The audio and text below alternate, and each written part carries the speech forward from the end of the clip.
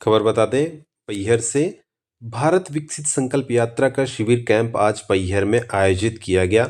शिविर कैंप में नगर परिषद पैहर के कर्मचारियों द्वारा केंद्र और राज्य सरकार की विभिन्न योजनाओं की आम जनता को विस्तार से जानकारी दी गई।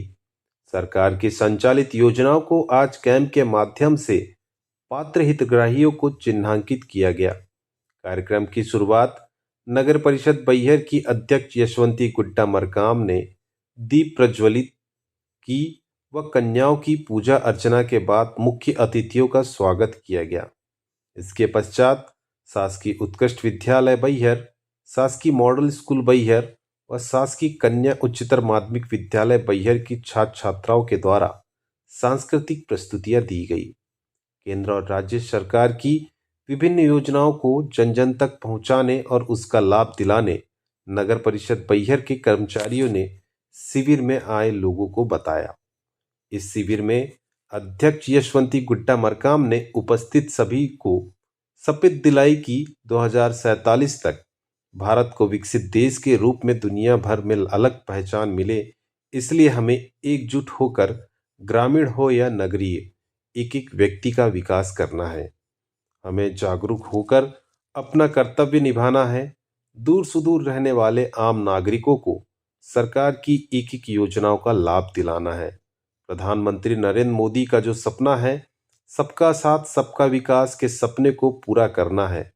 इस कार्यक्रम में भाजपा के जिला महामंत्री भाजपा बालाघाट सुरेंद्र गुड्डा मरकाम, भाजपा महामंत्री मंडल बैहर संकेत राठौर, पार्षद सुरपति यादव, पूर्व पार्षद शिवनाथ यादव व भाजपा के सभी पदाधिकारी एवं नगरीय क्षेत्र के सभी पार्षद गण उपस्थित रहे।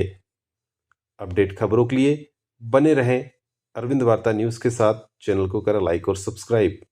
भारत संकल्प यात्रा का शिविर जो था बैहर में, किस टाइप की योजनाओं का इसमें हितग्राहियों को बताया गया? देखिए, देश की आज़ादी का अमृत काल चल रहा है और 2047 में जब हम अपने देश की आज़ादी का 100 वर्ष पूर्ण करेंगे तो हमारे देश की यशस्वी और कर्मयोगी प्रधानमंत्री जी ने एक संकल्प लिया और उस संकल्प को सिद्धि की ओर ले जाने के लिए विकसित भारत संकल्प यात्रा के माध्यम से हर शोषित, हर वंचित, हर उस व्यक्ति तक योजनाओं का लाभ जाना चाहिए जो योजना का लाभ पाने के लिए पात्र है।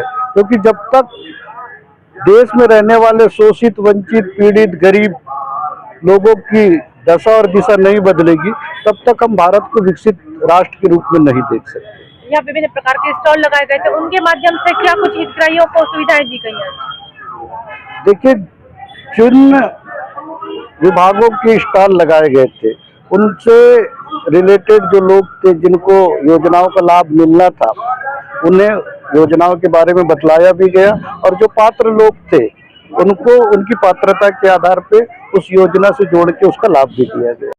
भारत संकल्प यात्रा का शिविर बैहर में था और क्या कुछ योजनाएं हैं जो केंद्र सरकार की जो आप हितग्राहियों तक पहुंचाना चाह रहे हैं?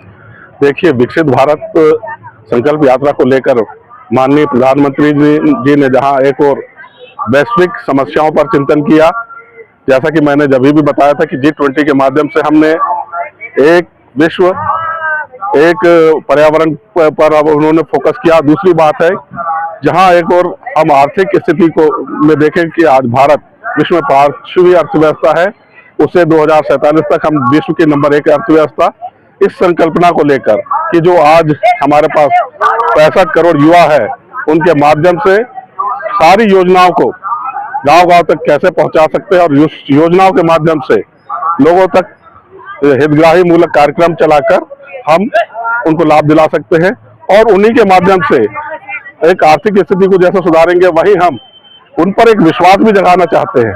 हमारे प्रधानमंत्री उन पर विश्वास भी जगाना चाहते हैं कि भारत जब संकल्पित होगा तो हम 2047 में दुनिया के नंबर 1 राष्ट्र बन सकते हैं। क्या लगता है आपको ये जो शिविर जो लगाए जा रहे हैं ग्रामीण स्तरों पे, नगर स्तरों पे, इसका कितना चुनाव में आपको, लोकसभा चुनाव में इसका फायदा मिल सकता है? देखिए, ये शिविर लग रहा है, इसमें हम हमारी योजना को क्रॉस चेक कर रहे हैं।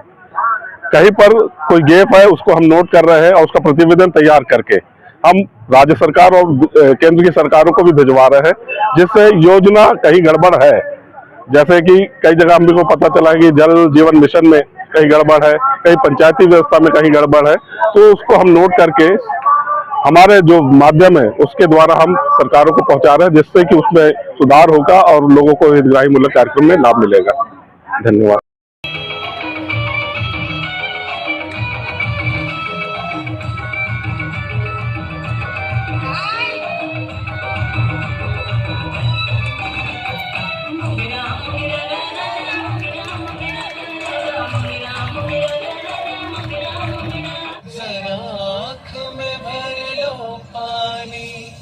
जो शहीद हुए हैं उनकी सराया करो कुर्बानी।